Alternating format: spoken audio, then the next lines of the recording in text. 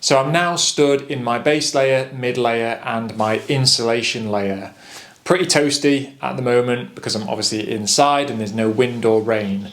However, if I went up into the hills and it was really windy, this isn't very windproof, so all the heat that's bottled up inside this jacket would just blow through and the wind chill would get me, so it would cool me down.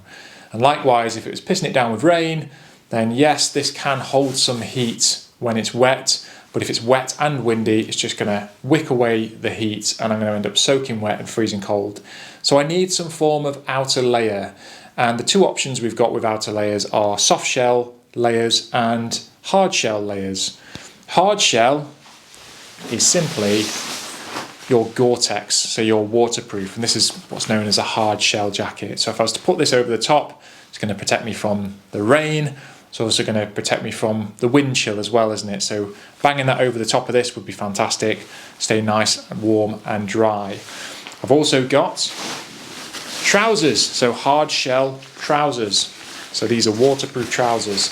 So if I put my full waterproofs on, that would be a full hard shell, okay? Not the best for wicking away moisture. You can get quite hot and sweaty in hard shell jackets and trousers. So it can make you very sweaty. So obviously you need to be mindful of that, but it will keep you dry from driving rain. The other option we've got is soft shell. So a soft shell jacket. This is essentially a windproof jacket and water resistant to an extent. Obviously, depending on how regular you treat your jackets with reproofing to keep them water resistant, or even waterproof for that matter with the waterproof hard shell jackets. So windproof jackets are obviously going to keep you a little bit warmer to prevent that wind from wicking away your heat, but they're not going to keep you dry if it's absolutely driving it down with rain. So you need to be mindful of that. What are you going to take? You're going to take a soft shell if it's dry, cold weather. Are you going to take a nice thin windproof? I use this for running, for example, or on a warmer day where it's a little bit breezy, I can just chuck this over the top. It's super thin and it just gives me that additional layer to prevent the wind from blowing through and taking my heat. Obviously, if you choose to go for a soft shell, windproof, the weather has to be all right for that to happen. If it's driving rain and pissing it down, you're going to get soaking wet in this. However, if it's a dry cold, I've used this in the Alps quite a lot, where the weather's been forecast to be awesome for days, and essentially I've just taken with me a really super thin, lightweight Gore-Tex jacket, just in case for worst case scenario, but the majority of the time my outer shell to keep the wind from taking my heat has been a soft shell jacket. And again, if it was pissing it down, forecast to rain all the time, I'd certainly want a nice thick hard shell jacket. So how would this layering system work? Well, let's just pop the mic to one side. Hopefully you can still hear me. So I'm going to pop this Gore-Tex jacket on. And this is going to be me super toasty, right? So I'm going to be boiling hot.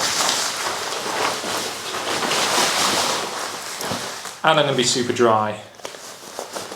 So that's the top end sorted anyway. Now on the bottom end I've showed you the hard shell, but there's also soft shell for trousers.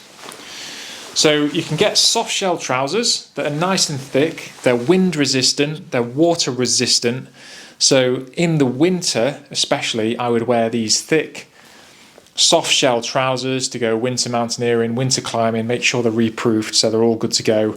And they're quite thick and they've usually got harder wearing sections around the base for when you've got crampons on, so they don't tear your trousers to pieces essentially. Nice additional layering on the knee pads and around the groin, so when you're wearing a harness it doesn't all rub away. So soft shell on the bottoms as well is super important. But full layer of hard shell will essentially be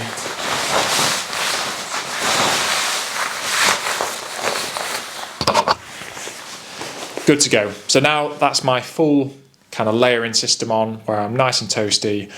Like I said, with this jacket here, in the winter I would sometimes carry this and add this over the top of my hard shell. So if I'm just chilling out trying to get additional kit on, maybe I'm trying to put my crampons on, I'll just bang this over the top.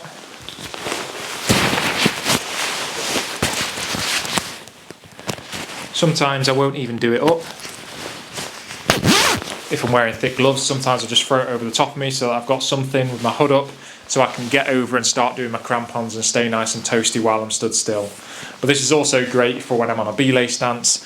It's got a zip at the bottom so I can unzip the base to give me that additional space for my rope from my harness, because obviously I'm going to have a rope attached here to my belay stance, so that just gives me that little bit of additional space there for my rope and whatnot. So this is really a belay jacket, this big jacket. It's absolutely fantastic.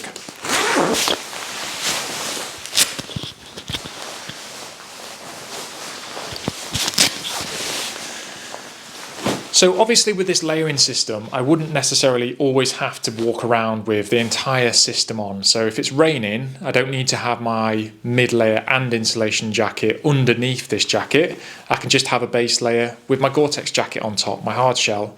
And then if I get a little bit chilly, I can just put my mid layer on underneath it, for example. And likewise, if I'm still a bit cold, I can then get my insulation jacket on. So it allows you to remove and add layers where applicable for the temperature and the climate that you're in. And that's the full layering system. So we've got the base layer, the mid layer, we've got the insulation layer, and then we've got our outer shell, so the hard shell and the soft shell. And that is the full layering system for getting out in the hills. Super simple.